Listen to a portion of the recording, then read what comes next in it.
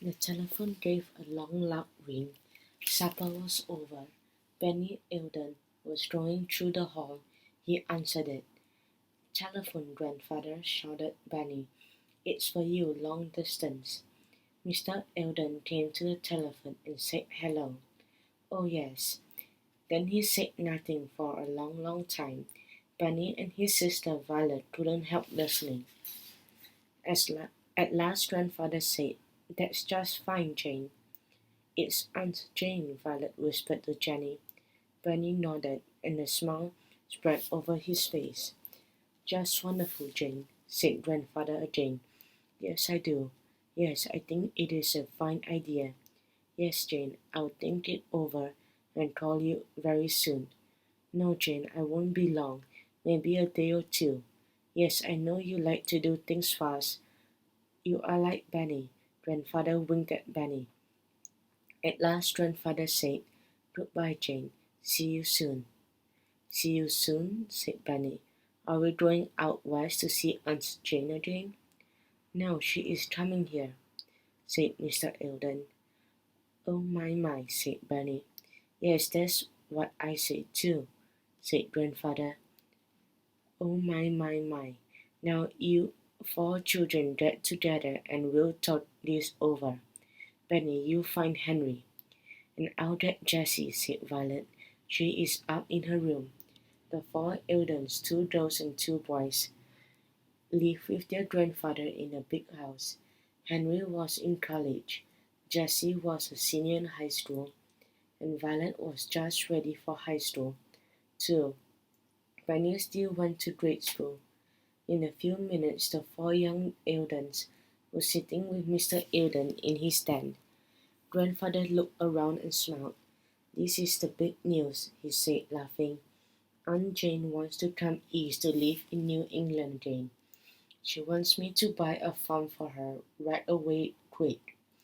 "Quick like a fox?" said Benny. "Right," said grandfather. He laughed again.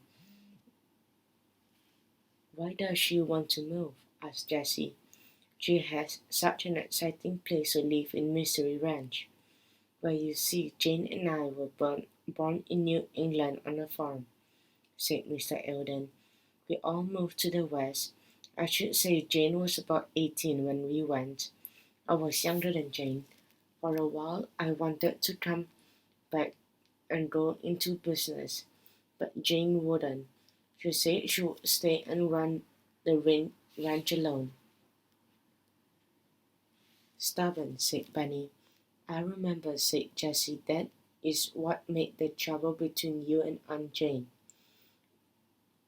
"Yes, she was too proud to give in. She found she couldn't run the ranch alone, so she almost starved to death. Wasn't it lucky we went out there when she was sick?" said Violet. "We found such a lovely aunt." "Well, yes, she is lovely now," said her grandfather, smiling. "Now I am going to surprise Jane.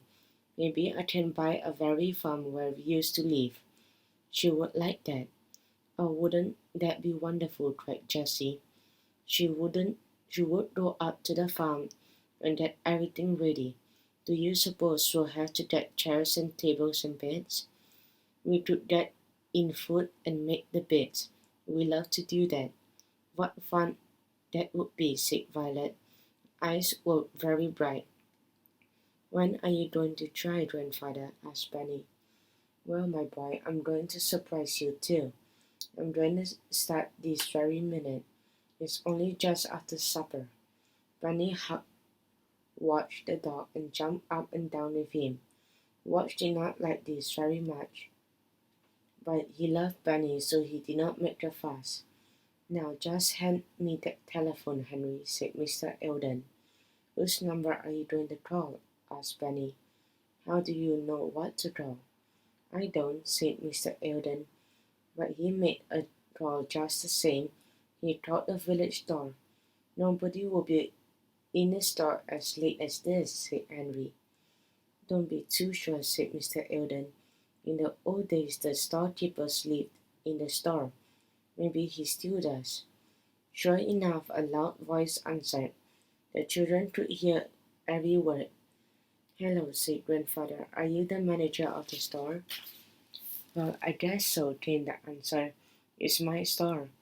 Do you know anything about the old Eldon farm up on the hill? Do I? Of course I know the Eldon farm up on the hill. I live right here in this town. Yes, I know. Do you know if the farm is for sale? Yes, this, I must say, this. The farm is running down. Get it cheap furniture too. Who is selling it? Asked grandfather. Well, I guess I am. It hasn't brought me any luck. Who wants to buy it? I do. I used to live there with my sister Jane when I was a boy. I am James Eldon. Don't tell me, said the man. I remember Jane Eldon well. And you too, I guess. Long time ago. And you want to buy that farm back? Yes, I do. Well, I'll make you a fair price and all the land and the house and the barn and the hen coops and the woodshed furniture too. Glad to get rid of it. I'll buy it, said grandfather. What? Cried the man. We can settle the price when I see you, said grandfather again. By the way, tell me your full name.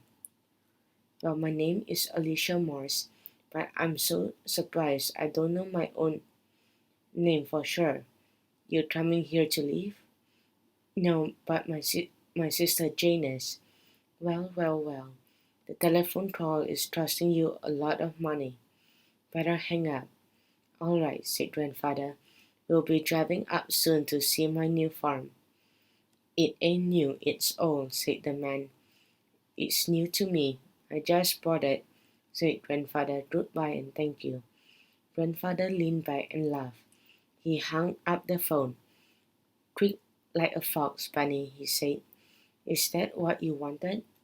Grandfather, you are simply wonderful, said Bunny. Well, I had a bit of luck, I should say, said Mr. Eldon. Everyone agreed, but it was Jessie, not grandfather, who began to make plans right away.